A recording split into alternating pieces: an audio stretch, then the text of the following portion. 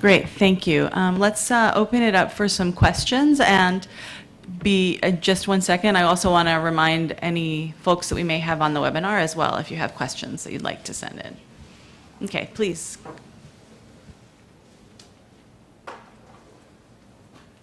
Thanks. It was very helpful, very good review from both of you.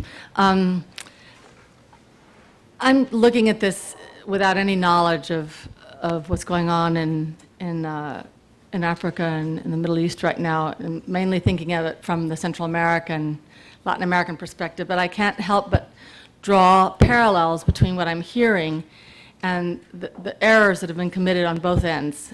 When I hear the conversation about the militarized approach from countering terrorism and the more socially focused approach of the countering violent extremism, and I think immediately of the drug war and violence prevention, quote unquote, and the hardline crackdowns and gangs.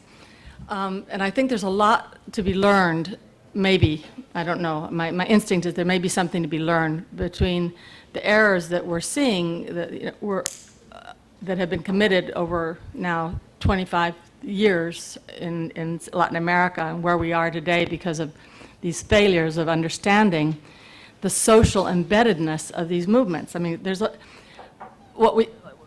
maybe this isn't helpful, but I keep thinking, is there something to be learned about this death-focused reality of kids who are blowing themselves up as suicide bombers and kids who are blowing themselves up as gang members? What is it that makes children or young people at 20 years old think that death is the option rather than life? This is a big question. This doesn't happen, I don't know, historically, has it ever happened before? Where people have really moved into, if you look at this wonderful book that Deborah Levinson wrote about gangs in Guatemala called Adios Niño, it's about kids having chosen a culture of death. That is the reality. They grow up thinking that they're going to die at 22, and that's the plan. That's just the expectation.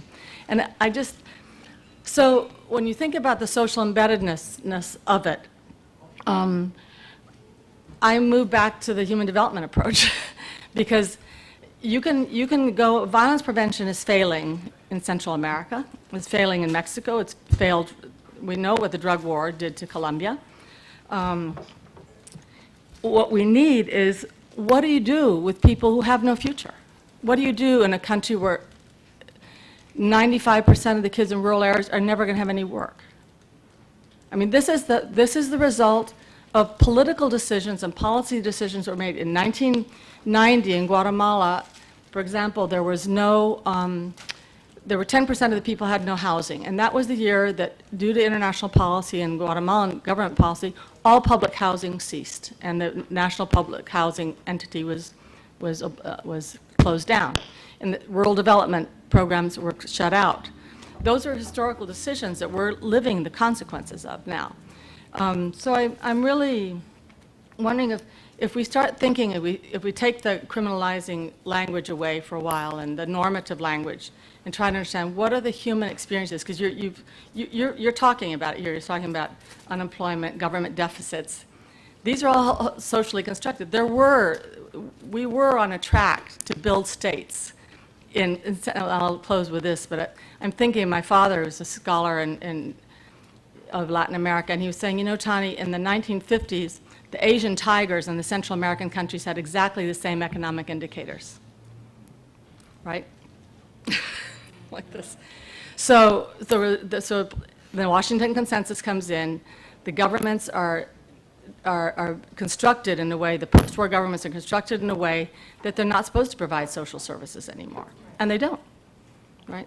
So if we stand back and look at what all the factors are that are driving what I would call chronic violence also in the context that you're discussing, or chronic violence in Central America, these macro level factors that are generating this perverse kind of humanity where death becomes the expectation of young people, you know, that's what they're looking to do. How to break that cycle, if we think of it without using the normative language or more experiential language. Sorry. Yeah, why don't you, I'll let you and Noreen take that, and there's other questions, we'll get them in a second. Noreen, do you want to go first, or do you want me to? So We're all punting. Just because that is so overwhelming, and although I do think there have been previous times in the past, whether it was the Crusades or other times when men marched off. I mean, it was more gendered then, where men would just march off to fight for something greater, not impacting their daily lives that you could see with it was huge land masses in Europe or wherever. But I do think part of the issue is the gap now that exists between people who feel like they do have access and then growing numbers of people who see that other people have access and they can't. I do think the internet has helped exacerbate this issue because they see on TV, people who look like them, who are the homes and cars. Like, it's just craziness compared to people when you walk not a mile down the road and the realities of their life. So I think the gaps and not being able to see the path. A book I read about the two brothers who were part of the Boston bombing. They were convicted, but one passed away, they don't have to say alleged anymore. Anyway, the two boys, that they were radicalized not because of the religion, but the religion answered the questions that they had. It also gave them a way to feel that they could engage the big US government. They had no other way to say, listen to my story. But by doing this, they had the top people in the US government talking about them and about their issues. So it's this, to do extreme things, your mind has to say that there is no other option and that this is the way. And so, whereas USAID, we don't think that every single program that we provide is to counter violent extremism in the countries where these are. What we're trying to do is be more specific in places in these countries where we are seeing people sign up and travel to the Middle East to have these. What can we do to intentionally link them to services, to their government? So we're not trying to connect them to parliamentarians. We're saying, do you know who your local council person is?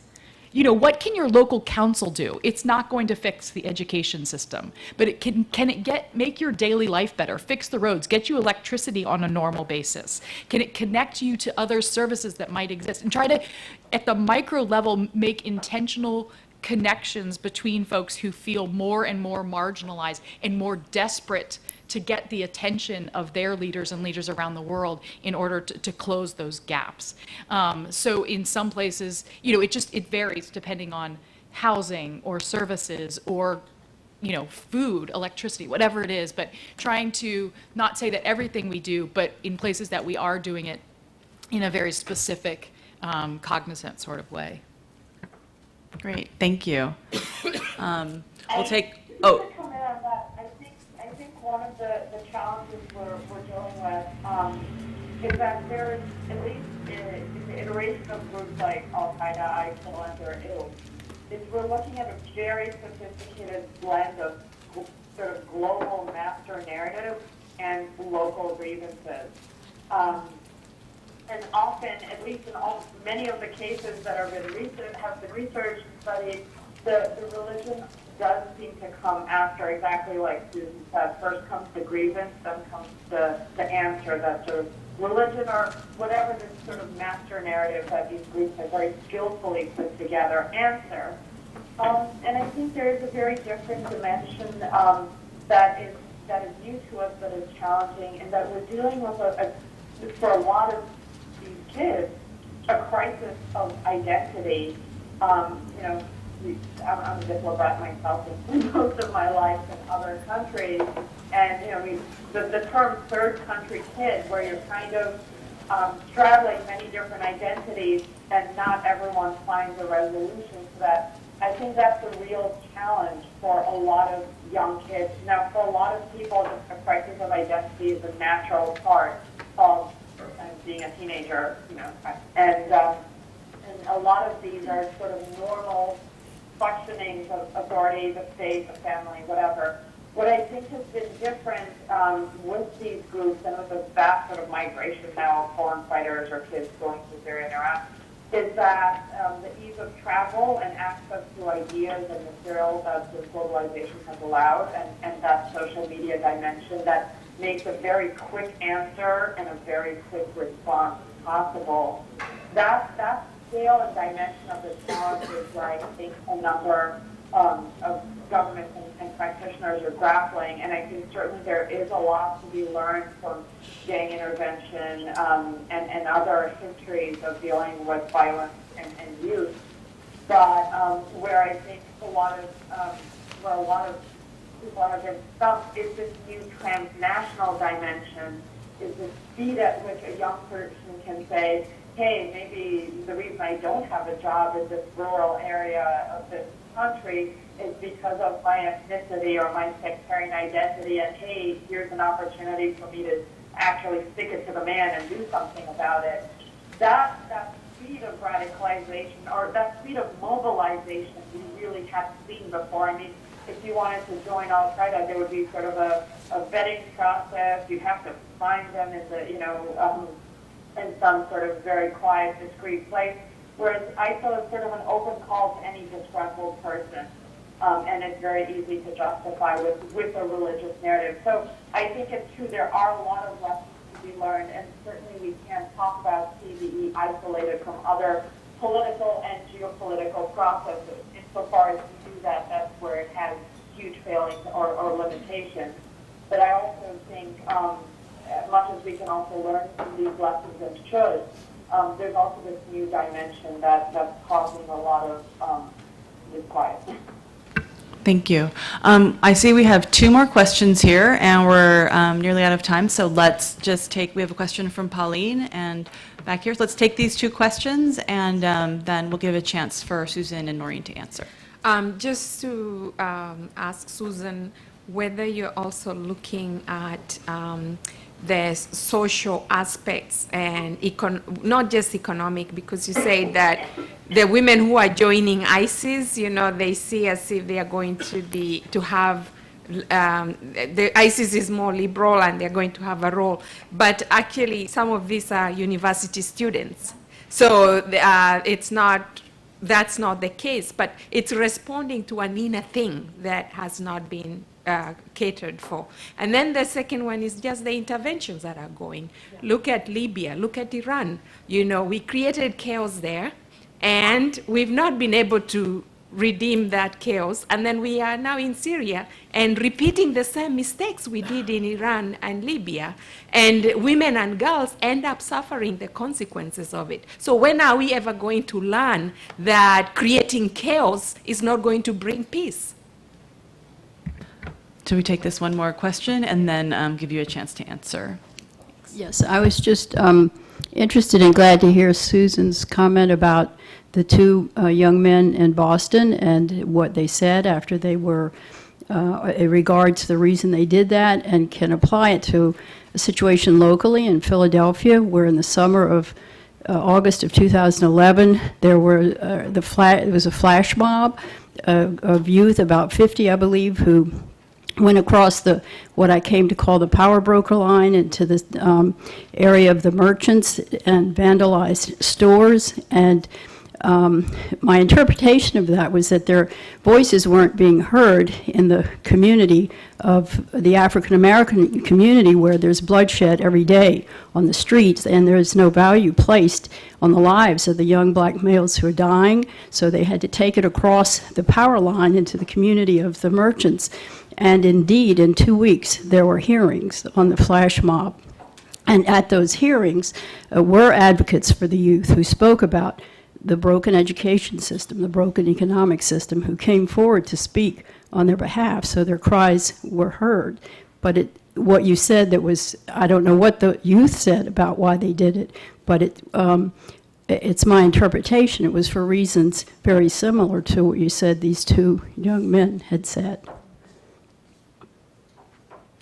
That's actually connected to the other comment, reading about the university girls specifically in England, who, training to be medical doctors, who left and went, a small group of them, back to Syria.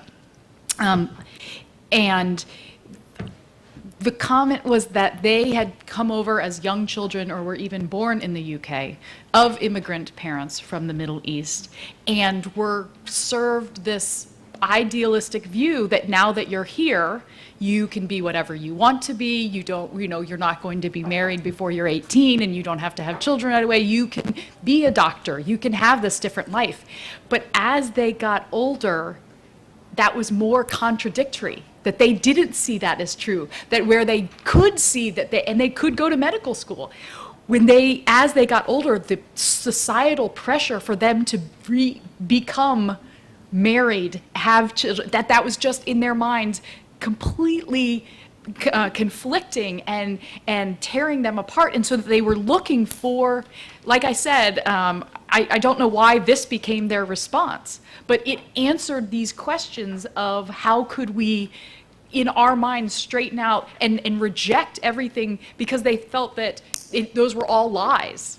I mean, that's a pretty strong word. I'm putting words in their mouths, but that they could no longer believe anything that was fed to them in this child. And it's as Noreen said, it's kind of this, a lot of the new immigrant families or this third country child who, what they're taught, what they're every day in school about equality and opportunity contradicts with the experience that they're having on a day-to-day basis. And so whether it's these youths that you were talking about or these girls, young women, it was just this point that couldn't come together.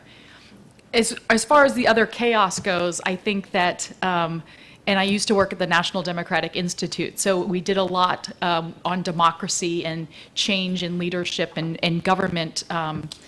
And so these issues, I think that, we in the U.S. government are in no way trying to create chaos. And in fact, we're trying to help countries who want to move in a more democratic process to help them in that.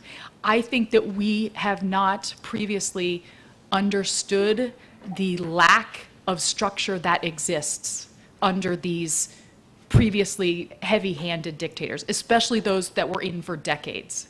Understanding that there is no, what we understand as a functioning government, different branches of the government, different levels of government fundamentally do not exist. And I do not think that we appreciated whether we were trying to keep someone in or not, or keeping our hands off and letting the citizens make those decisions, that we have previously underestimated what existed. And so we are trying through many non-military ways, trying to help these citizens of other countries build and rebuild what they need in order to have a functioning society. Great, thank you. Noreen, do you have any final comments? We're about to close here. I just wanted to add, sort of building on that point, that we make a bit of it's dangerous for us to also make certain assumptions that I think come comfortably to many of us, that going, well, certainly, yeah, traveling to Israel, traveling to Auschwitz, I find it hard to believe it's a better day out there than it would be on a bad day in London. But that it is, many of them seen as an act of empowerment, and certainly, many of them are going with education in hand to say exactly kind of as Susan said, I do not feel I can reach my full potential here under these limitations. And I just offered seemingly something that is appealing. I just wanted to point out that if we don't quite understand where the source of that appeal is, or the fact that it is complicating our notions of what is